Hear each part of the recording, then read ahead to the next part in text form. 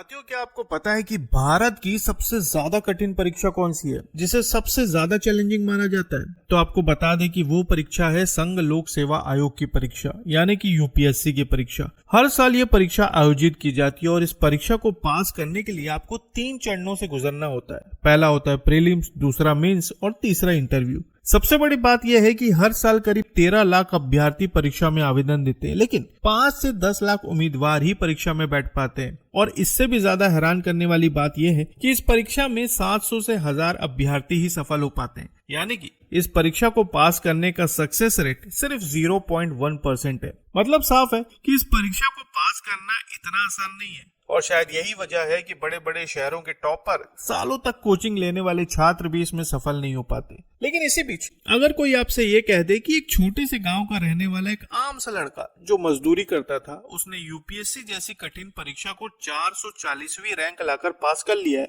तो इस बात को सुनकर आपको यही लगेगा कि जरूर कोई चमत्कार हुआ है। और सच कहे तो बिल्कुल इसी तरह का चमत्कार बिहार के शेखपुरा जिले के रहने वाले लोगों ने भी देखा। शेखपुरा जिले का एक गांव है जिसे लोग फतेहपुर गांव के नाम से जानते हैं। अब हुआ ये कि अचानक इस गांव का नाम सुर्खियों में आने लगा, और वजह थी इस गांव का रहने वाला रंजीत, क्योंकि यूपीएससी का रिजल्ट आने के बाद ये दावा किया गया कि रंजीत कुमार ने इस कठिन परीक्षा को 440वीं रैंक लाकर पास कर लिया है। बस फिर क्या था, जैसे ये खबर इलाके में फैलने लगी, लोगों की जुबान पर अब रंजीत का ही नाम था। लोग उसके नाम को बड़े गर्व से ले रहे थे और उसका नाम लेते ही लोगों की आंखों में चमक आ जाती थी। अब हुआ ये कि जैसे ही ये खबर तेजी से फैलने लगी, लोगों ने रंजीत कुमार को ढूंढना शुरू कर दिया ताकि वो उसका सम्मान कर सके। फिर गांव में कार्यक्रम होने लगे, आसपास के इलाकों से लोग आने लगे, मंच सजाए गए और फिर रंजीत कुमार को बार बार मंच पर बुलाया जाने लगा। मंच पर जाने के साथ ही उसे माला पहनाई जाती थी, शॉल उड़ाए जाते थे और इसके साथ ही मंच के नीचे खड़े लोगों की तालियों की गड़गड़ाहट पूरे इलाके में गूंजने लगती थी। देखा जाए तो हर कोई उसे देखना चाहता था, उससे मिलना चाहता था, क्योंकि रातों रात रंजीत अपने इलाके का हीरो बन चुका था। अब हुआ ये कि जैसे जैसे ये खबर बड़े स्तर पर फैलने लगी, स्थानीय नेता और सामाजिक संगठन भी रंजीत का सम्मान करने की होड़ में लग गए। बकायदा मंच सजाया गया।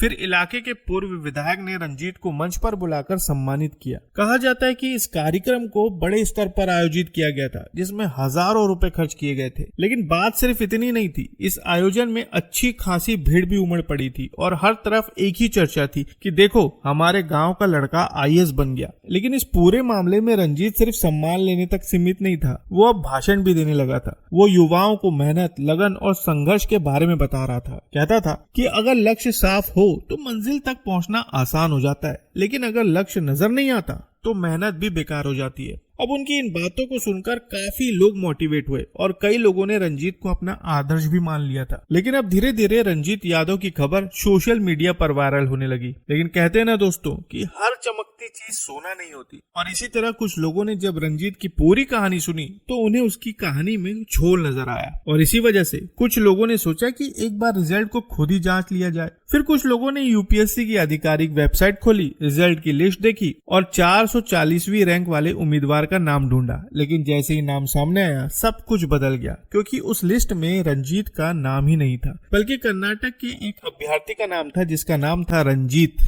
अब सोचने वाली बात ये थी कि जिस लड़के को इलाके के लोग अपना हीरो मान रहे थे, वो असल में झूठ की बुनियाद पर हीरो बना था। लेकिन जैसे ये सच सामने आया, पूरे इलाके में हड़कंप मच गया। जो लोग कल तक उसे सम्मानित कर रहे थे, वही अब सोशल मीडिया पर सवाल उठाने लगे थे, और जो वीडियो तारीफ के साथ वायरल हो रहे थे, अब उन्हीं वीडियो में ढेर सारे सवाल थे। धीरे धीरे ये मामला पुलिस तक पहुंचा। शेखपुरा पुलिस ने रंजीत कुमार के खिलाफ प्राथमिकी दर्ज की, उसकी तलाश शुरू की, कई जगह पर छापेमारी हुई और आखिरकार पुलिस ने उसे गिरफ्तार कर लिया।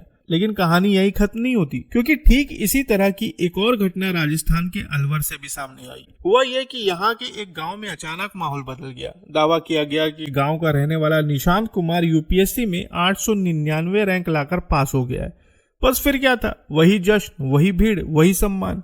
गांव में ढोल नगाड़े बजने लगे और फिर कुछ लोगों ने निशांत को कंधे पर बिठाकर उसका जुलूस भी निकाल दिया। अब ये खबर इतनी तेजी से वायरल हुई कि बड़े बड़े नेता भी उसे बधाई देने के लिए उसके घर पहुंच गए।